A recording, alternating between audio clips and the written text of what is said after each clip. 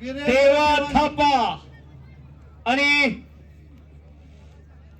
अमित उर्फ वीरेंद्र कुमार आणि सिकंदर शेख दोन्ही पैलवान आपण तयारी करून ताबडतोब आखाड्यावरती यायचं आहे. सलामी झडली. देवाच्या महातोबाच्या आळंदीमध्ये ही कुस्ती झाली. मी होतो तिथं. योगेश पवार आणि भारत मधने योगेश पवार